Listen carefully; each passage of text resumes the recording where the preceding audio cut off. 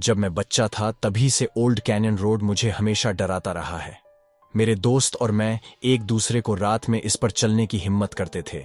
हालांकि चिकन खाने से पहले हम में से कोई भी 1 या 2 ब्लॉक से अधिक नहीं गया था। घुमावदार डामर के उस विशेष खंड के बारे में निर्विवाद रूप से कुछ भयानक था, जो शहर के ठीक बाहर जंगल के माध्यम से अपना रास्ता बना रहा था। शायद इसी तरह से पेड़ इसके ऊपर झुके हुए थे, जिससे इसकी छाया हमेशा बनी रहती थी। या कैसे एक भी घर या यहां तक कि परित्यक्त झोंपड़ी इसके 10 मील के किनारे पर नहीं टिकी। या वे कहानियां जो हम माता पिता और शिक्षकों को एक दूसरे से फुसफुसाते हुए सुनते हैं, जब बच्चे बहुत करीब आ जाते हैं तो हमेशा रुक जाते हैं। जैसे जैसे मेरी उम्र बढ़ती गई, मैंने यथासंभव ओल्ड कैनियन रोड से बचने की कोशिश की। तब तक मैं गाड़ी चलाने में सक्षम हो गया था और अन्य मार्गों को लेने में मुझे परेशानी हो रही थी, ताकि मुझे इसके उपेक्षित सड़कबंद संकेतों से गुजरना न पड़े। दुर्लभ अवसरों पर जब मैं उस सड़क पर गाड़ी चलाता था तो मेरी त्वचा बेचैनी से चुभने लगती थी।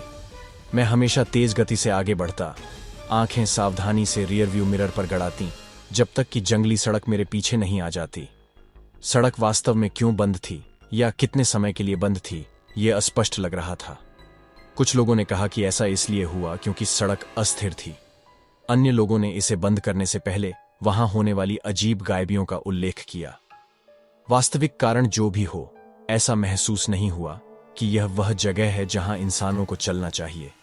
लेकिन एक रात कुछ पिछली सड़कों पर घूमने के बाद, जिनसे मैं अपरिचित था, मैंने पाया कि वह डरावनी ओल्ड कैनियन रोड मेरी हेडलाइट्स में तेजी से आ रही थी। मन ही मन कोसते हुए मैंने अनिच्छा से अपनी कार को गड्ढे वाली सतह पर चढ़ा दिया। मुझे बस इसकी लंबाई को जंगल के माध्यम से चलाना था और मैं सभ्यता में वापस आ जाऊंगा। यह कितना बुरा हो सकता है। मुझे जल्द ही एहसास हुआ कि मैंने वास्तव में पहले कभी भी सड़क पर एक ब्लॉक से अधिक गाड़ी नहीं चलाई थी। जैसे ही मैंने स्ट्रीट लाइट की रोशनी को अपने पीछे छोड़ा, यह अविश्वसनीय रूप से अंधेरा हो गया।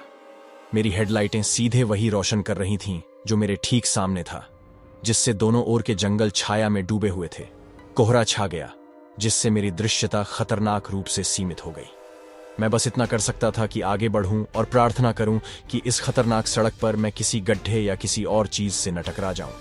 जैसे जैसे मैं गाड़ी चला रहा था, तापमान में स्पष्ट रूप से गिरावट आ रही थी, जिससे मुझे गर्मी को पूरी तरह से बढ़ाने के लिए प्रेरित किया गया।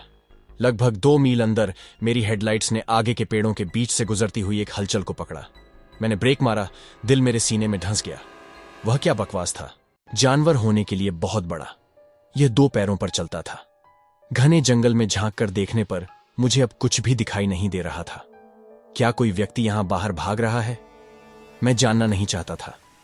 गैस पेडल दबाते हुए मैं एक बार फिर तेजी से आगे बढ़ा।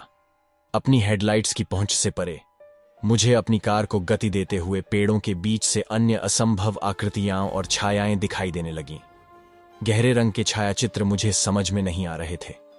जो भी भयावह ताकतें यहां काम कर रही थीं, उनसे बचने की कोशिश करते हुए मैंने तेजी से गाड़ी चलाई। लेकिन तभी मेरी हेडलाइट्स ने सामने सड़क के ठीक बीच में खड़ी एक और आकृति को पकड़ लिया। चिल्लाते हुए मैंने स्टीयरिंग व्हील को जोर से झटका दिया और बमुश्किल टक्कर से बच सका। कंधे पर मछली पकड़ते हुए मैंने कार को सीधा किया और एक बार फिर गैस चालू की। मुझे अब यहां से निकलना था। मेरी दृष्टि के ठीक बाहर आसपास के जंगल विचित्र हलचलों के साथ जीवंत थे, मेरे साथ खिलवाड़ कर रहे थे। मेरा दिल मेरे सीने में फटने को तैयार लग रहा था। यह सड़क संभवतः कितनी दूर तक जा सकती है। जब मुझे डर लगने लगा कि मैं ओल्ड कैनियन रोड पर हमेशा के लिए फंस गया हूं, तो मैंने एक मोड़ घुमाया और सामने रोशनी देखी। मैंने वाहनों को आगे बढ़ने से रोकने के लिए बनाई गई चेन लिंक बाड़ को उड़ा दिया। फिर कभी सभ्यता के लक्षण देखने से इतनी राहत नहीं मिली।